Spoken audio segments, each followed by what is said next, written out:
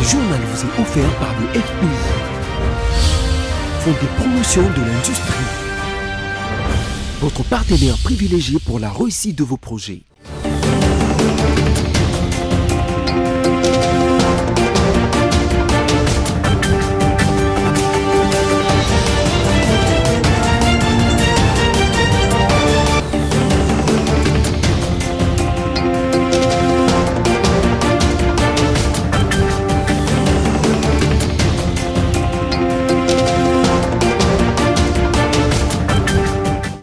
Bonsoir à tous et bienvenue à ce tout premier journal du mois d'août. Tout de suite, les sommaires.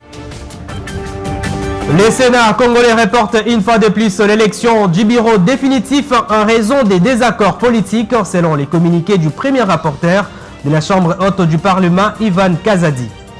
En cette journée mondiale de la fête des parents, quelques parents quinois ont, devant les micros de BSC Télévision, raconté leurs difficultés qu'ils rencontrent pour éduquer leurs enfants. Des attaques qui frôlent de plus en plus avec les racismes lors d'un échange houleux avec les journalistes afro-américains à Chicago. Donald Trump a accusé sa nouvelle rivale Kamala Harris d'être devenue noire pour des raisons électoralistes. Encore une fois, bienvenue à ce journal si vous nous rejoignez. Débutons cette édition avec cette information. Après la réaction d'Olive Lembe Kabila, ex-première dame, suite à l'attaque au GLM dans la journée d'hier. Ce jeudi, les réactions fusent de partout dans la classe politique, à savoir les MLC et l'UDPS qui fustigent cet événement. Ginette Fika nous en dit plus. Touchée comme toute femme après un événement tragique déroulé sous son œil, l'ex-première dame Marie-Olive Lembe Kabila avait réagi après l'attaque de la résidence au GLM par des civiques non autrement identifiés qui, à en croire l'épouse du président honoraire de la RDC, ont tenté de faire irruption alors qu'elle s'y trouvait. Après les explications données par cette dernière, les réactions ne font que tomber dans la classe politique. Dans un communiqué, Augustin Kabouya, le secrétaire général du parti au pouvoir UDPS, a précisé qu'il ne connaît pas les individus qui apparaissent sur les images en circulation et ne connaît pas non plus leur appartenance au parti, alors que les présidents de membres de Force du Progrès affirment qu'ils étaient des passages sur l'avenue lui et sa bande et ont été attaqués par les éléments de sécurité de la résidence de Joseph Kabila. Et, dans un autre communiqué, le mouvement de libération du Congo MLC tient à préciser que le VPM Jean-Pierre Bemba n'est ni de près ni de loin impliqué dans cet incident. Même si l'émotion est compréhensible, les MLC a dans ces mêmes communiqués prié avec toute allégance à l'ex-première dame Marie-Olive Lembe Kabila de retirer ses propos. Et puisqu'on parle de cet incident, sachez que c'est jeudi 1er août 2024, le commissaire divisionnaire adjoint Blaise Kilimbalimba a procédé au délogement du QG des forces du progrès de l'air siège d'Engalima et rassure la population de l'air tranquillité. Plusieurs ont été interpellés et quelques armes blanches saisies. On l'écoute. Le gouverneur des provinces, tous les services de sécurité qui ne faisaient qu'étudier de quelle manière trouver une solution définitive à ce problème. Et aujourd'hui, nous y sommes là. La population d'ici peut bénéficier de ces quartiers et nous promettons de laisser une police qui va assurer la permanence et qui va continuer à rassurer toute la population de ce coin. Et c'est là, je crois, jusque pendant toute la période qui vient. A interpellé 137 personnes dans les bâtiments ici la nuit. Quelle promiscuité. Et il fallait donc les déférer à qui des droits. C'est là où ils sont. Et en dehors de cela, il y a eu une centaine de machettes. Il y a eu une drone en panne. En mauvais état donc, et il y a eu d'autres histoires dont l'enquête, parce que le puits est en train de se faire, continue à se faire. Et donc tout est là, et je pense que tout ça c'est au profit de la population, qui doit continuer à faire confiance à ces autorités, qui ne ménagent aucun effort pour leur assurer la sécurité tous azimuts.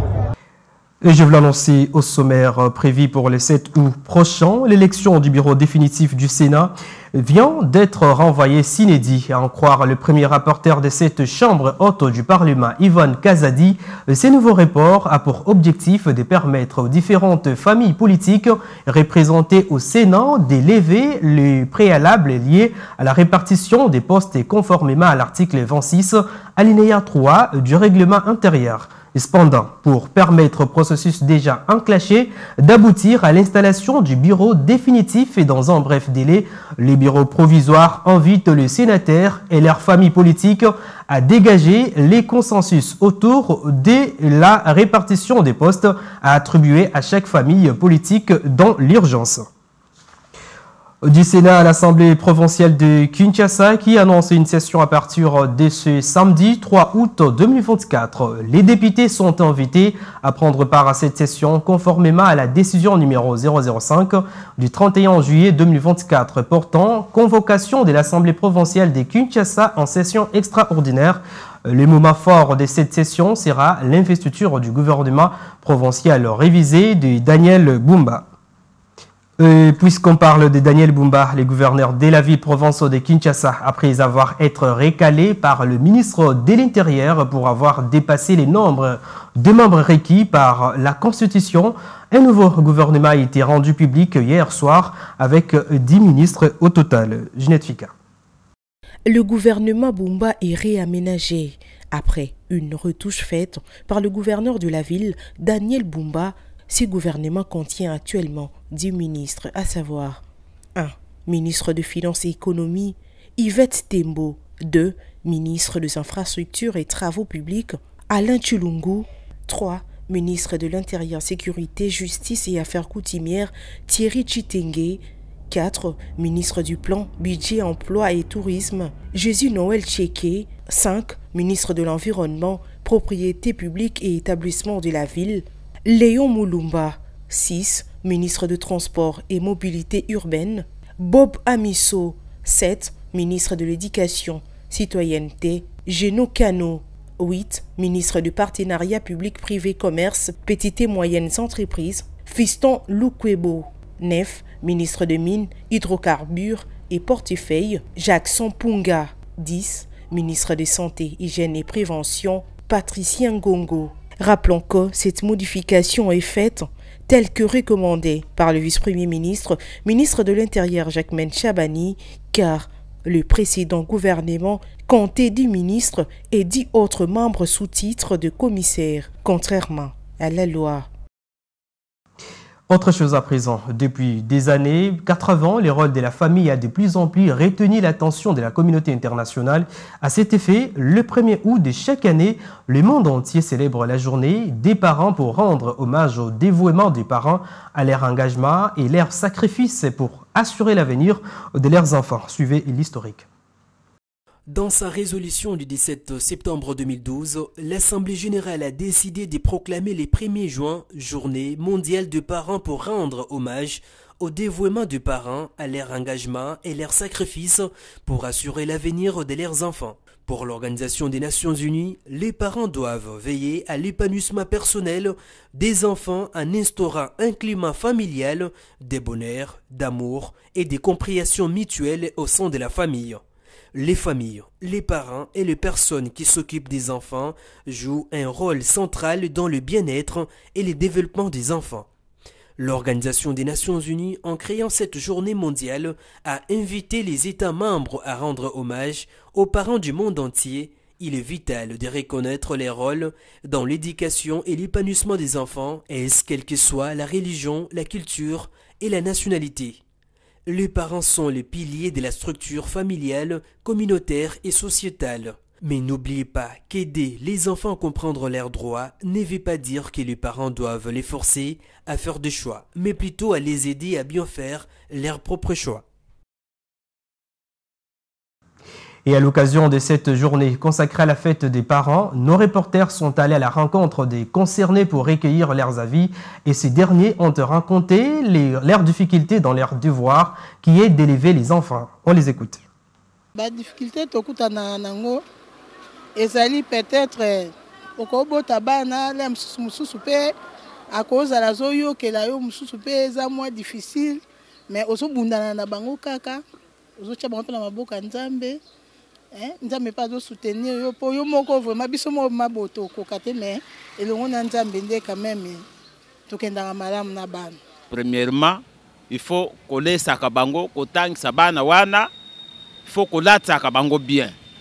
Donc rôle ya parents ils a devoir na ya koki ko sala devant ya bana na ye wana. Bana bazoyo kabiso pete bana bakomi bakuluna ozoloba na mwana zoyo kayote. Siko toko sala ni na bana yo bazoyo kabiso te. Biso ba parents tokoki ko négliger bana te po bana ezande avenir ya biso. Po yo parents tant ezake soki nzoto elembi bana nde bakobando sunga yo na kolia na makamnyo surtout. Mais les parents ont négligé les bana, bazande bazoba po bayebaka te l'un des jours que mwana wana soki atangisi mwana wana malamu mwana wana akobosa na baboti na ye te l'un des jours akosunga ye. Et à l'international, les candidats républicains Donald Trump a accusé mercredi sa nouvelle rivale Kamala Harris d'être devenue noire pour des raisons électoralistes lors d'un échange avec des journalistes afro-américaines à Chicago. France 24 pour plus de détails. Avant même de prendre la parole, sa présence sur scène faisait déjà polémique. Donald Trump, invité de l'Association américaine des journalistes noirs. Objectif clairement affiché pour le candidat républicain, chercher des soutiens au-delà de sa base électorale habituelle en vue de la présidentielle de novembre. Et pour ce faire, il n'hésite pas à accuser sa grande rivale, Kamala Harris, de se présenter comme noire par calcul politique. Je ne savais pas qu'elle était noire jusqu'à il y a quelques années, quand elle est devenue noire, et maintenant elle veut être connue comme étant noire. Je ne sais pas, elle est indienne ou noire? Kamala Harris, née d'une mère indienne et d'un père jamaïcain, s'est pourtant toujours définie comme une femme noire. Elle est la première à briguer la Maison-Blanche. En déplacement au Texas, elle a très rapidement riposté. C'est toujours le même numéro usé. La division et le manque de respect. Et permettez-moi de dire que le peuple américain mérite mieux. Déjà la semaine dernière, l'ex-président avait faussement accusé sa rivale, favorable au droit à l'avortement, d'être de ce fait en faveur de l'exécution de bébés. Une campagne hostile, car face à Donald Trump, la candidature de Kamala Harris suscite l'enthousiasme dans le camp démocrate, davantage que celle de Joe Biden. Ce journal touche à sa fin, mais avant tout les rappels des principaux titres.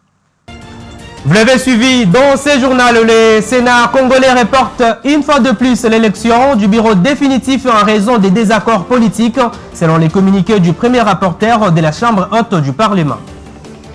Et en cette journée mondiale de la fête des parents, quelques parents quinois ont devant le micro de BC Télévision raconté leurs difficultés qu'ils rencontrent pour éduquer leurs enfants. Des attaques qui frôlent de plus en plus avec les racismes lors d'un échange houlé avec des journalistes afro-américaines à Chicago. Donald Trump a accusé sa nouvelle rivale Kamala Harris d'être devenue noire pour des raisons électoralistes. Ce journal est complètement terminé. Merci de votre fidélité. Au revoir et à la prochaine. Mais entre-temps, bonne fête de parents à tous les parents.